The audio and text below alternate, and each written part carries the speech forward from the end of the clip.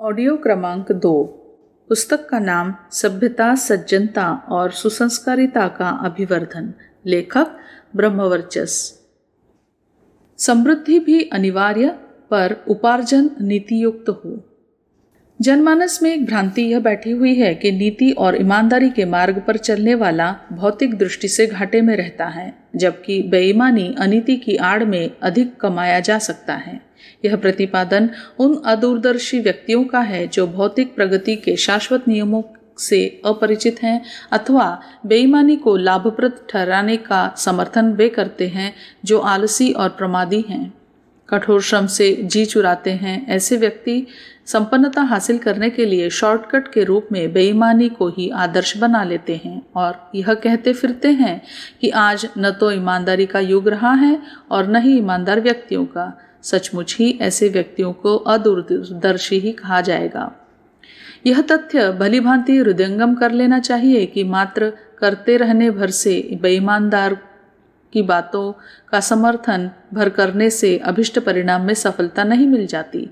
प्रामाणिकता, श्रमनिष्ठा तथा कार्यकुशलता भौतिक प्रगति के लिए आवश्यक विशेषताएं ईमानदारी के अभिन्न अंग हैं। जहां कहीं भी जिस भी दिशा में इनका प्रयोग किया जाएगा, चमत्कारी परिणाम निकलेंगे और समृद्धि का पथ प्रशस्त होगा। बाजार में निकलते ही हर व्यक्ति ऐसी दुकान की खोजबीन करता है जहां वस्तुएं सही कीमत पर टिकाऊ और अच्छे स्तर की मिले। ऐसी ही दुकानें चलती भी हैं और जहां वस्तुएं प्रामाणिक एवं उचित कीमत पर मिलती हैं। कितने ही दुकानों के नाम, टाइटल लाखों करोड़ों रुपयों में बिक जाते हैं। इसका कारण दुकानदार द्वारा उपार्जित की गई प्रामाणिकता की वह साख होती है जो टाइटल के खरीदार के लिए विशेष लाभकारी सिद्ध होती है। ईमानदारी का मार्गावलंबन व्यक्ति और समाज दोनों ही के लिए लाभप्रद है। इस सत्य को समाजशास्त्र एवं अर्थशास्त्र के नियमों द्वारा भी समझा जा सकता है। घटिया स्तर की अनुचित कीमत पर वस्तुएं बेचने वाले दुकानदार अथवा निर्यात करने वाली फर्में कुछ समय तक तो दूसरों को धोखा दे सकती हैं। ठगे गए व्यक्ति उनसे दोबारा वस्तुएं नहीं खरीदते, जबकि अपनी प्रामाणिकता का सिक्का जमा लेने वालों की बिक्री दिन प्रतिदिन बढ़ती जाती है। इस तरह बेईमान दुकानदार जहां अधिक कीमत लेकर सीमित वस्तुओं की बिक्री कर पाता है, उचित लाभांश लेने वाला ईमानदार दुकानदार अधिक बेच लेता है और कुल आर्थिक लाभ की दृष्टि से नफे में रहता है। उसे अतिरिक्त फायदा यह होता है कि ग्राहकों की संख्या बढ़ती जाती है। प्रकारांतर से उसे समाज सेवा एवं देश सेवा का श्रेय भी मिल जाता है। उचित कीमत पर प्रामाणिक एवं ऊंचे स्तर की वस्तुएं समाज को उपलब्ध करा देना एक व्यवसाय होते हुए भी समाज सेवा ही कही जाएगी। किसी भी देश की भौतिक प्रगति भी इस बात पर अवलंबित है कि देश में उत्पादन का स्तर कैसा है तथा उनमें कितनी अधिक प्रामाणिकता जुड़ी हुई है। इस तरह ईमानदारी के अवलंबन पर ही व्यक्ति, समाज और राष्ट्र तीनों ही की प्रगति एवं समुन्नति निर्भर करती है। इस तथ्य की जितनी उपेक्षा होगी, वह समाज एवं देश उतना ही पिछड़ जाएगा। व्यक्ति, समाज और राष्ट्र तीनों ही की प्रगति में ईमानदारी कितनी अधिक लाभकारी हो सकती है, इसे एक छोटे से देश जापान में देखा जा सकता है। 11 करोड़ की जनसंख्या तथा 1,43,574 वर्ग मील के क्षेत्र में वाले इस देश को द्वितीय विश्व युद्ध ने बर्बाद कर दिया था। देश की आर्थिक व्यवस्था चरमरा सी गई थी, पर अपने कठोर पुरुषार्थ द्वारा मात्र 3 दशकों में ही जापान विश्व के मूर्धन्य संपन्न राष्ट्रों में जा खड़ा हुआ है। विश्व बाजार में दिनों दिन जापान की साख देशवासियों की श्रमनिष्ठा एवं प्रामाणिकता के कारण बढ़ती ही जा रही है। अंतर्राष्ट्रीय साझा बाजार में सर्वाधिक मांग एवं खपत जापान की विनिर्मित वस्तुओं की है। यह ख्याति उसे यों ही नहीं मिली, वरन उसने उसके लिए पूरी कीमत चुकाई है। विश्व के मूर्धन्य व्यावसायिक राष्ट्रों के विशेषज्ञों ने जापान की व्यापारिक एवं आर्थिक सफलता का रहस्योद्घाटन करने पर एक ही तथ्य पाया कि उनकी श्रमनिष्ठा एवं ईमानदारी ही बढ़ती हुई लोकप्रियता का प्रमुख कारण है। दूसरे महायुद्ध के बाद लड़खड़ाई औद्योगिक स्थिति को पुनः स्थापित करने के लिए वहां के व्यापारियों एवं उद्योगपतियों ने विश्व भर के पेटेंटेड और तथा टेक्नोलॉजियों को छान मारा। लक्ष्य था कम से कम कीमत पर बढ़िया स्तर की टिकाऊ वस्तुएं किस तरह विनिर्मित की जा सकती हैं। जापानवासी हर नई सर्वोत्तम तकनीकी को सीखने जानने के लिए सदा उत्सुक एवं तत्पर रहते हैं। उनके क्रियान्वयन के लिए वे कठोर श्रम करते हैं। व्यक्तियों की उन्नति समाज की सामूहिक उन्नति पर निर्भर है, पर हर व्यक्ति का यह सुदृढ़ विश्वास है। मूर्धन्य व्यवसायियों एवं उद्योगपतियों की नीति अपने देश की भांति यह नहीं रहती कि शेयर होल्डरों को कितना अधिक लाभांश दिया जा सकता है, अपितु यह रहती है कि लंबे समय तक बाजार में तथा अंतर्राष्ट्रीय क्षेत्र में अपनी व्यावसायिक प्रतिष्ठा कैसे कायम रखी जा सकती है। इसके लिए वे वस्तुओं का स्तर बढ़ाने, सुंदर एवं टिकाऊ बनाने के लिए हर संभव प्रयास करते हैं। लाभांश कम से कम लेने से वस्तुओं की मांग विश्व बाजार में अधिक होगी, यह ध्यान रखते हुए ही उनके मूल्य का निर्धारण किया जाता है। विनिर्मित वस्तुओं का क्वालिटी कंट्रोल जापान का प्रमुख लक्ष्य है। हर कर्मचारी, हर मजदूर अपना नैतिक कर्तव्य मानता है और उसके लिए तनमन से प्रयत्नशील रहता है। अपनी तकनीकी विशेषताओं के लिए कभी अमेरिका, फ्रांस, इंग्लैंड, जर्मनी जैसे वे देश विश्वविख्यात थे। वे अधिक से अधिक वस्तुओं का निर्यात भी करते थे। अंतर्राष्ट्रीय बाजार में इन्हीं का पहले बोलबाला था, किंतु जापान ने इन सभी औद्योगिक राष्ट्रों को अब पीछे धकेल दिया है। स्वस्थ व्यावसायिक प्रतिस्पर्धा में वह सबसे आगे निकल गया है। स्थिति यहाँ तक जा पहुंची है कि उपरोक्त देशों में विनिर्मित वस्तुओं की मांग एवं निर्यात कम हो जाने से उनकी आर्थिक व्यवस्था लड़खड़ा गई है।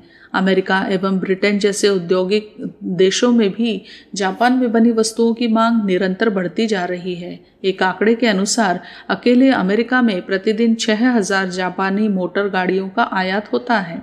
अमेरिकी कार बाजार में जापान 23% का साझीदार है। बेल्जियम के 1/3 बाजार पर जापान का कब्जा कर रखा है। ग्रेट ब्रिटेन और स्वीडन का हर 6 गाड़ियों में से एक जापानी है। टोयोटा, माज़दा, होंडा जैसी मोटर गाड़ियों की मांग जापान से विश्व भर में बढ़ती जा रही है। अन्य छोटी छोटी जापान की बनी वस्तुएं सर्वोत्तम एवं सर्वाधिक प्रामाणिक मानी जा रही हैं। टेलीविजन, कैमरा, मोटर पार्ट्स, मशीनें, घड़ियां तथा इलेक्ट्रॉनिक्स के सामान निर्यात करने में जापान अग्रणी है। विश्व का कोई भी देश ऐसा नहीं है जो स्तर की दृष्टि से जापान का मुकाबला कर सके। कम कीमत और ऊंचे स्तर के कारण ही यूरोपीय आर्थिक समुदाय के द्वारा जापान प्रतिदिन 7 लाख टेलीविजन सेट बेचता है। प्रतिवर्ष अकेले पश्चिमी जर्मनी लगभग 15 लाख टेलीविजन सेट जापान से आयात करता है। उल्लेखनीय है कि कभी पश्चिम जर्मनी इन वस्तुओं के निर्यात के लिए विश्वविख्यात था। यूरोपीय साझा बाजार के पर्यवेक्षण से प्राप्त एक रिपोर्ट के अनुसार यूरोप देश 60% मशीनें जापान से खरीदते हैं। वर्ष 1980 में यूरोप में जापानी मोटर गाड़ियों की मांग कुल खपत की 5% थी, अब वह 25% जा पहुंची है। कई यूरोपीय देशों ने तो अपनी औद्योगिक स्थिति संतुलित बनाए रखने के लिए अब जापानी सामानों के आयात पर कड़ा प्रतिबंध लगाना आरंभ कर दिया है। व्यावसायिक प्रतिस्पर्धा में भाग लेने वाले कितने ही पश्चिमी यूरोप व्यापारियों ने जापान की बढ़ती ख्याति को देखकर उसे जायंट कार्टेल नाम कर पुकारना आरंभ कर दिया है। इस वाक्य का अर्थ यह है कि समूचे विश्व के उद्योग तंत्र पर जापान हावी होता जा रहा है तथा उससे प्रतियोगिता करना असंभव है। यूरोपीय आर्थिक समुदाय जापान की बढ़ती लोकप्रियता से चिंतित हो उठा है। कारण यह है कि जापान स्वयं तो वस्तुओं का दूसरा देशों से कम आयात करता है, पर अपनी वस्तुओं का अधिक से अधिक निर्यात विकसित औद्योगिक देशों को भी करने लगा है। जिनकी कीमत तो कम होती ही है, उनका स्तर भी अधिक उत्तम होता है।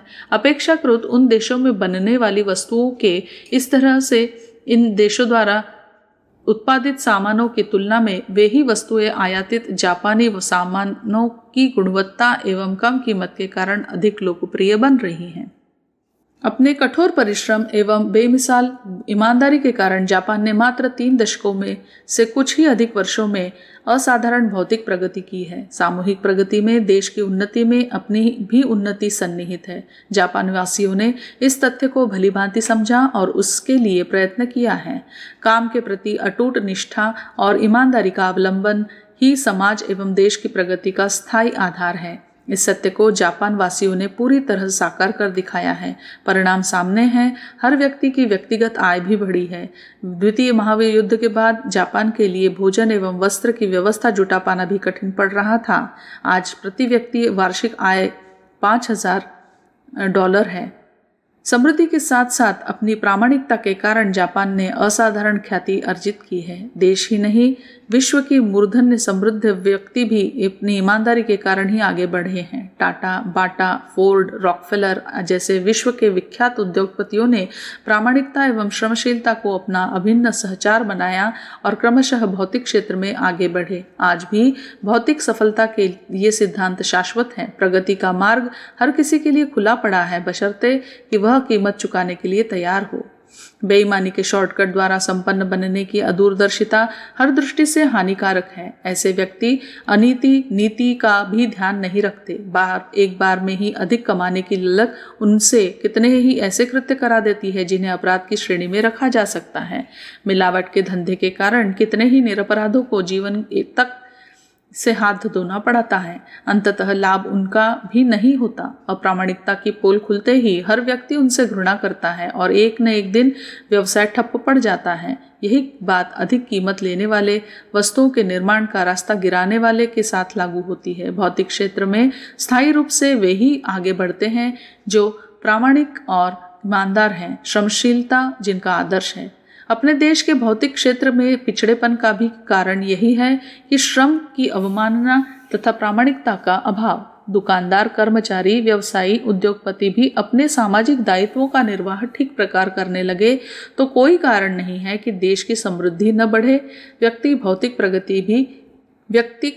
भौतिक प्रगति भी इस लक्ष्य की पूर्ति पर ही निर्भर करती है।